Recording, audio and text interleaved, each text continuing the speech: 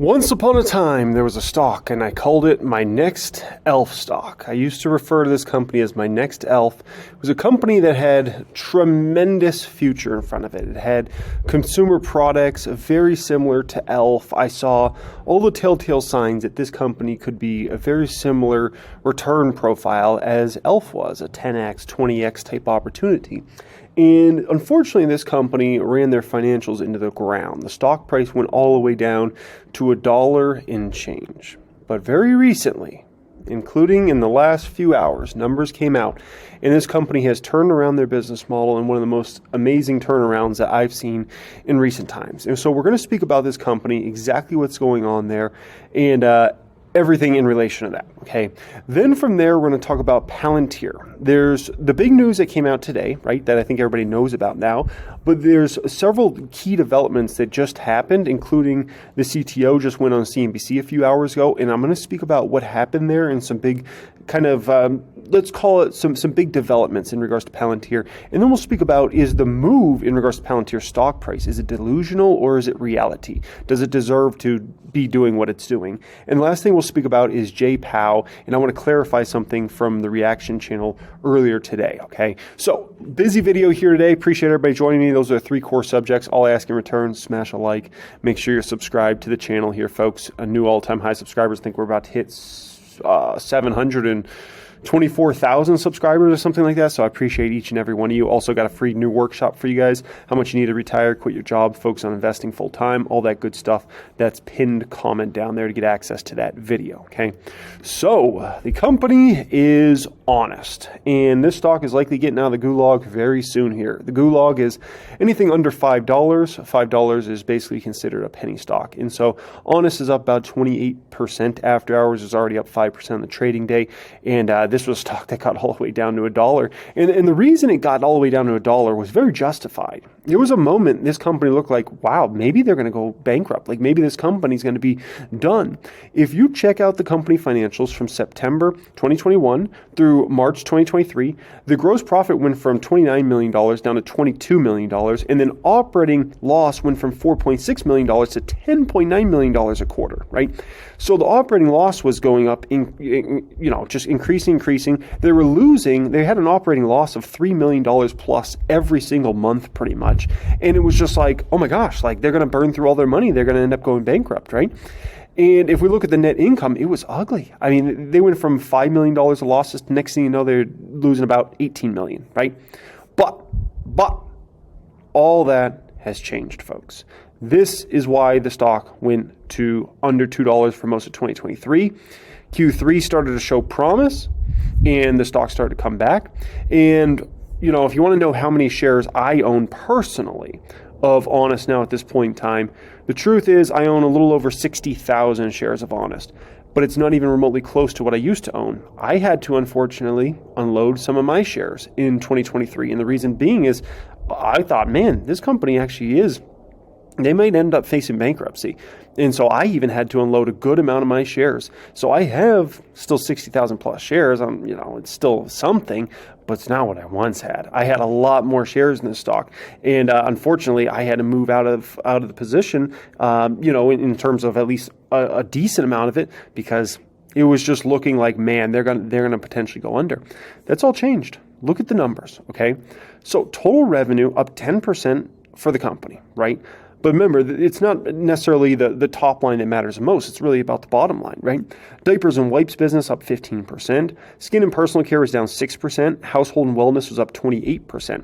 Diapers and wipes business revenue increased 15% by new distribution, price increases, and strong sales velocity in wipes. Skin and personal care, I really like this. It was down 6%, but it was largely due to exiting distribution in low margin channels. That's big.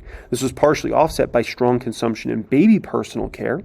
Household and wellness increased 28%, strong performance by the baby clothing business.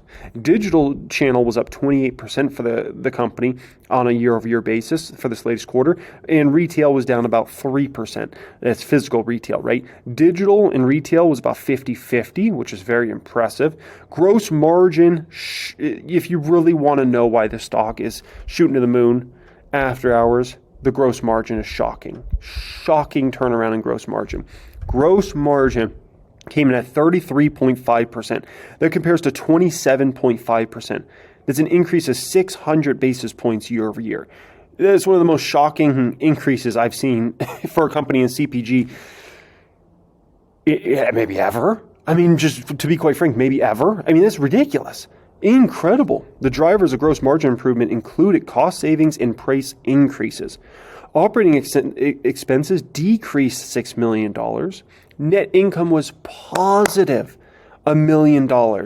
They actually made money. Oh my gosh. I mean, this wasn't even thought of as possible in the past with Honest. I can't even believe it. They freaking made money. You would be flipping my flapjacks. Compared to a net loss of $13 million in the same quarter last year. I mean, think about that. They were losing over $4 million a month in the same quarter last year. And now to actually have a positive net income, let's freaking go. Adjusted EBITDA, $4 million. I mean, oh my gosh, it's actually happening. Look at the balance sheet improvement. Oh my gosh. The company ended the fourth quarter of 2023 with $33 million of cash equivalents, and short-term investments, an increase of $18 million versus a prior 2022. They reduced inventory by 36%. Net cash provided by operating activities was $19 million. Oh my gosh. A $96 million improvement compared to net cash used by operating activities. I mean, guys, incredible. But then look at the outlook. Net revenue growth of low to mid-single digit percentage. Included in the revenue outlook is a softer first half compared to the second half of 2024. So expecting basically a stronger second half of 2024. They're also expecting positive adjusted EBITDA in the low single digit to mid single digit million range. That's good. But they're not committing to necessarily positive net income. I would have loved to see that. That would have been the next level of like excitement of like, wow, true positive GAAP net income for the full year. They're not quite that far yet. Okay. Wow. I mean, absolutely unbelievable. Check this out. This is their income statement here. It's a C+ grade here. Revenue up very nicely year over year. Cost of revenue hardly up compared to how much revenue was up. So your gross profit's going to explode in that situation, over $30 million. Selling general administrative expenses, they cut that down massively. Marketing expense, they were able to cut that a good amount. Research and development, they actually increased that a little bit year over year. So hopefully some good products are coming down the pipeline here. Total operating expenses decreased massively. Operating income of over $1 million. Obviously net income a little over $1 million, right? So there's still a huge improvement to come over the next few years in regards to that net income margin, right? I mean, that net income margin's still really pathetic. I mean, $1 million out of $90 million through your top line, that's really bad still. But when you're look at where the company came from. We were dealing with a student that got Fs on their report card. Fs, right? You thought they were done. They were going to get kicked out of school. And now, they're a C+ student. And it's like, oh my gosh, like, let's freaking go. Like what a turnaround, right? And now it's like, well, can we take you from a C+ student to actually a B student or an A student? That's the next question, right? And now, in terms of bankruptcy, oh, throw it right out of the window now. That's a pipe dream now at this point in time. In terms of bankruptcy was a realistic subject at this time last year, right? It was like, man, if they don't turn this baby around, if they don't turn this ship around, like this could go to zero, literally, right? That's thrown out the window now. $30 million plus in cash and short-term investments. Then we talk about the business model just financially being so much of a better place, the gross profit, the gross margins increasing rapidly, and they still have a lot of room to run in terms of margin expansion, in terms of net income margin expansion. So BK's out of the window. Now the question is, how profitable can this company get on a year-over-year basis, 1 year out, 2 years out, 3 years out, 5 years out? And that's such a different debate now we're going to have with Honest versus are they going to go BK or they're not going to go BK? So this is the point in time that I need to bow down and show some respect to Carla Vernon. Absolutely. after this report, her and also Dave Loretta, the new CFO, they deserve big respect. Big respect. And I didn't like when Carla Vernon first came over, her approach. And the reason I didn't like her approach is I felt like we were on the Titanic, right? And being honest was like being on the Titanic. And it was like we hit an iceberg, right? And Carla Vernon came in and, she's smiling and, she's just so loving and diversity and inclusion. She keeps talking about all this stuff and she's posting all this happy stuff on Instagram, on her personal Instagram. And I'm just like, dude, we hit the iceberg. We're on the freaking Titanic right now. Like, I want to see like crazy urgency, like seriousness. I don't want to see like, all this stuff. Like, we can have all that moment of the diversity and the inclusion and all this fun and all this happy time. But let's make sure we don't drown first. Can we make sure we don't drown before, this happens? But she somehow pulled it all off. And to that, I can just freaking great job, man. Like unbelievable. So her and her new executive she brought over, they got the Titanic in the right direction. I can't believe it. It's a damn happy day. I'll say that. When I saw, because I was looking forward to their earnings, and it was like 110 here, so the earnings were likely out, and I quickly went to see the stock price because, usually if the earnings are out, the stock price, it was already up 20%. And I said, oh my gosh, she might actually be pulling it off. And then I looked at the report and I saw positive net income. I saw revenue growth. I saw margins expanded 600 basis points.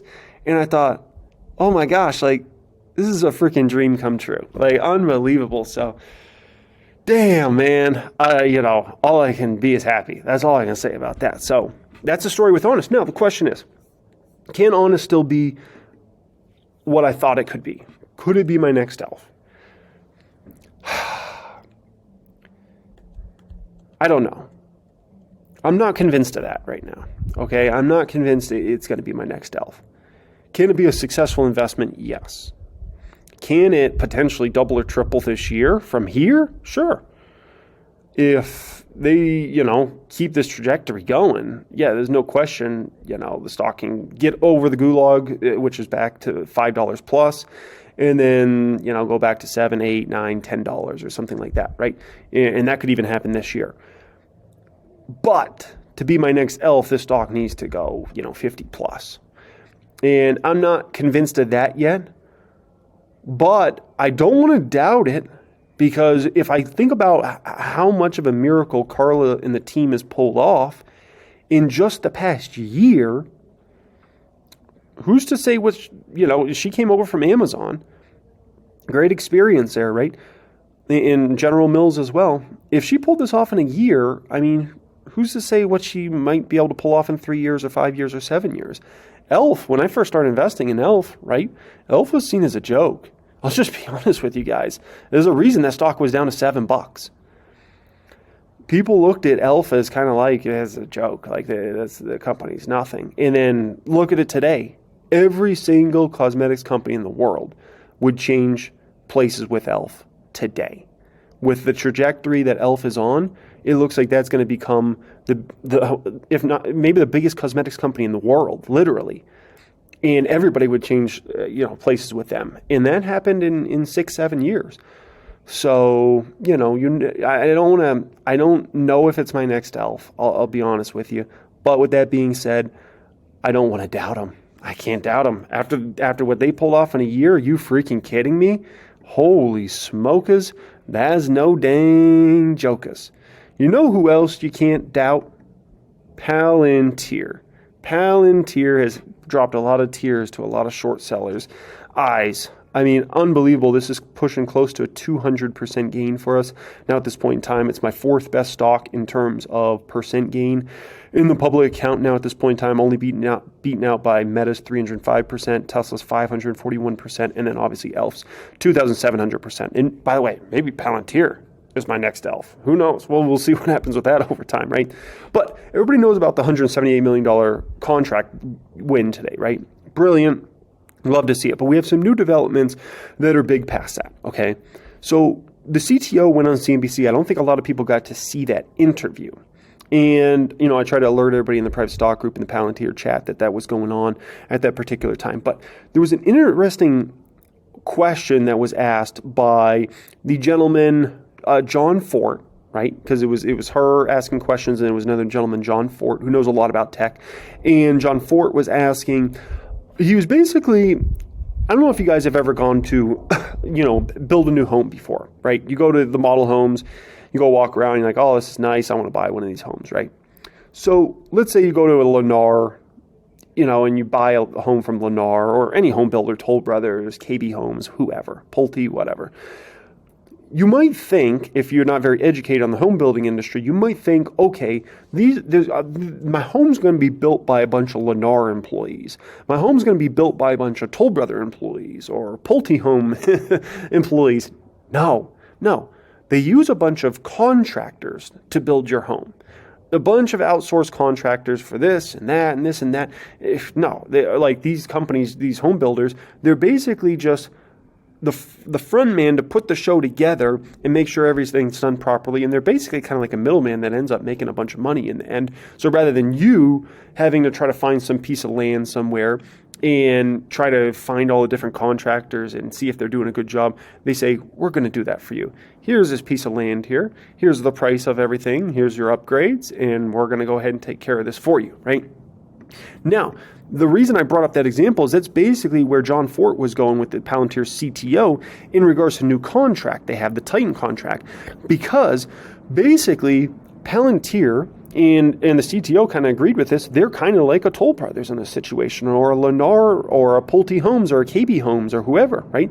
They're kind of the front man who's putting the whole show together, and then they're going to use a bunch of different contractors to help make this Titan project happen, right? Northrop Grumman and a bunch of others. And so I thought that was a pretty interesting new development for Palantir that, you wouldn't have usually thought of Palantir in kind of that way. And so I liked that overall, okay? Now, on top of that, this is massive. Palantir, this announcement came out this morning. Palantir to unveil new customers at oversubscribed AIPCon. Palantir today announced more than 60 customers will showcase their work in Palantir's artificial intelligence platform, AIP, at its upcoming AIPCon, including the unveiling of 20 plus new customers and partners. The conference will be live streamed, on YouTube tomorrow.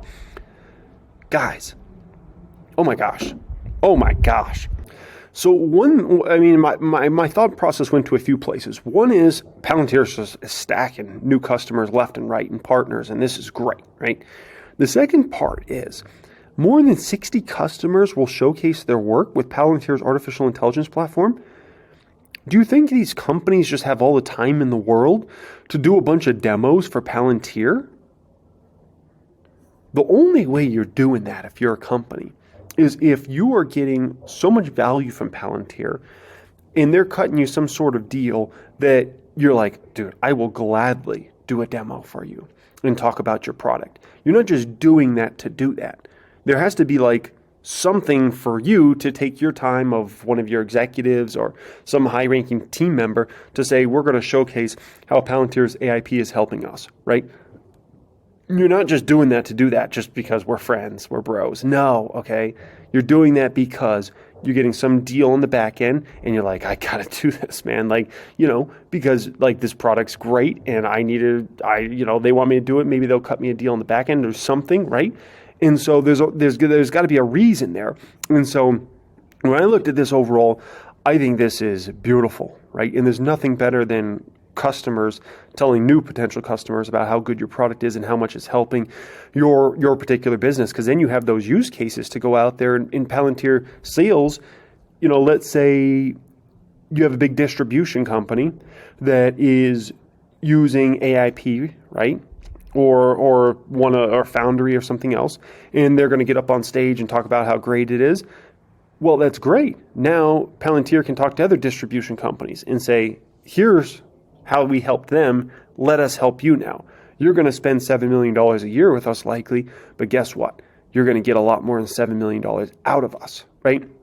And so overall, I absolutely love this. So next up, let's talk about, is this stock price justified, or is it reality? Is it justified? In my opinion, this is the reality. This is justified. This whole stock price move we have had, which has been incredible for the last year and a half, this is justified. This is reality. The bottom line is, we're looking at a company that now has positive operating income, positive net income. The earnings per share is going up massively. Strong revenue growth. We have oversubscribed AIP. We have commercial revenue growth going to the moon. And if anything, 2024 should be really exciting. We've got massive amounts of customers that are now going to start telling the world how awesome AIP and Palantir's products are.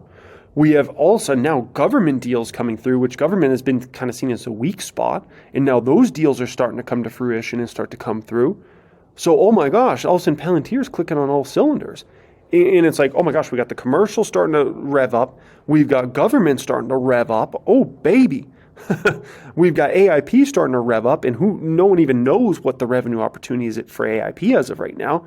We just know it's a big opportunity. We just don't know how big, right?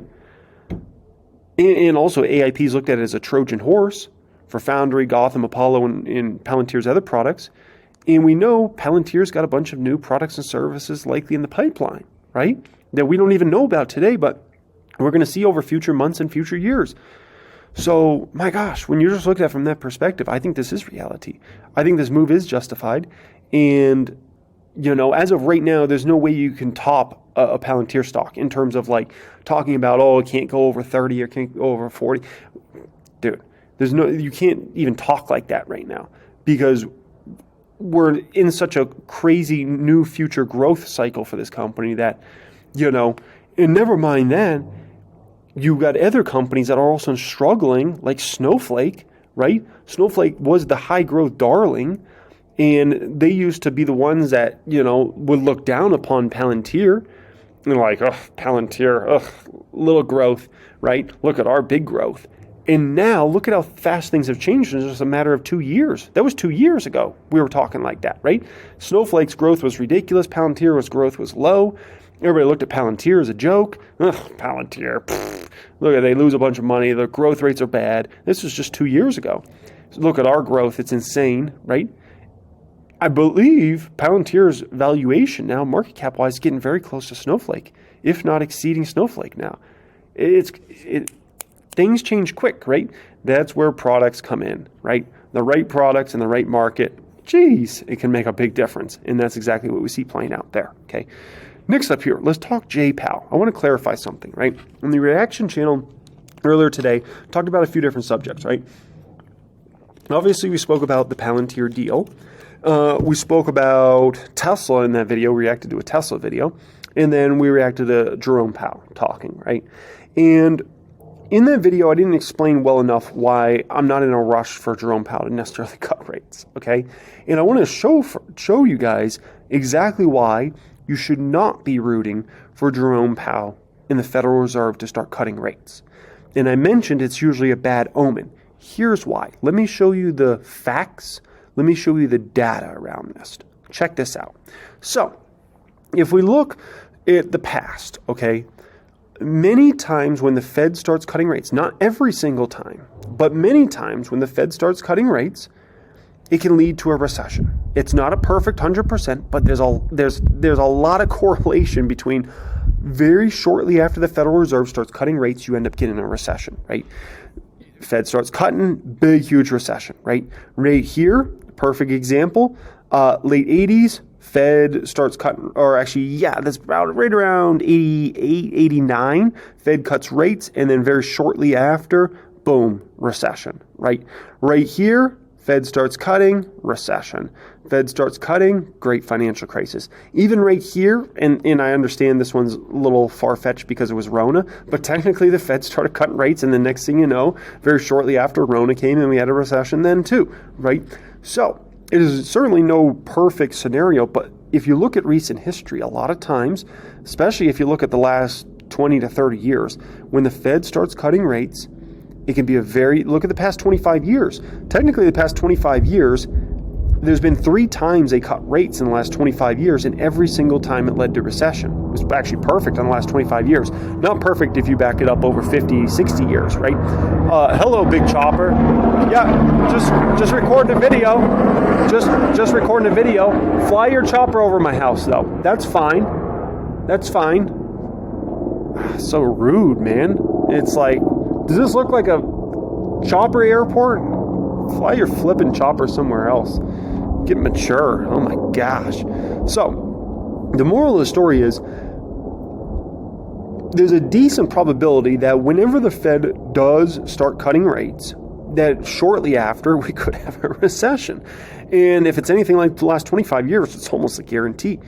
Now, here's kind of how I think about this, right? Let's say the first cut comes in July, which there's still debate when the first cut's going to come. Jerome Powell says they're going to likely cut at some point this year. Predicting exactly when is an impossible challenge, but let's say it's July, okay? Basically, from that time on, I start saying tick-tock, tick-tock, tick-tock, tick-tock. How long until the recession hits, right?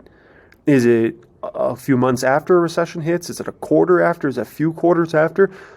I mean, I'm a little concerned. I'm just going to be honest. It's a little bit of a bad omen. And so, I don't know, I hope we make it through this whole dang year without the Fed cutting. Because if we make it through the whole year, that means the economy stayed great the whole year, right? If the Fed said we don't need a cut, that means the stock market was booming. That means the economy was booming. That means unemployment stayed super low. That means wage gains were nice. It means everything was pretty dang good.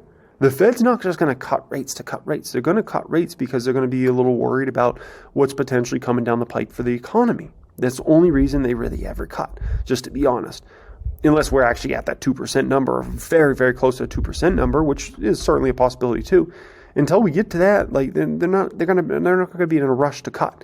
So maybe we get a cut in July. Maybe it's more September. Maybe it's not till late in the year. I hope it's not till 2025.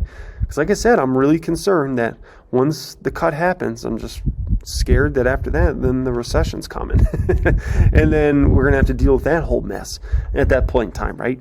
So, yeah, I'm kind of like, let's wait on that a little bit. So that's my justification for that whole situation, folks. Appreciate you joining me. Thanks so much as always. Workshop, free new workshop for you guys. Pin comment down there. Make sure you get access to that. I've gotten a lot of great feedback. A lot of people have really been enjoying that, learning lots from it. And yeah, make sure you go ahead and take advantage of that. It's absolutely free. Much love and have a great day.